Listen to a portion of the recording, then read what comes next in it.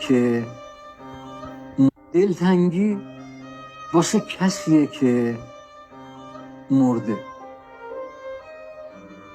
دلتنگی واسه کسیه که مرده، کسی که خودش نخواسته کنارت باشه، حتی ارزش فکر کردنم نداره، تا چه رسه به دلتنگی.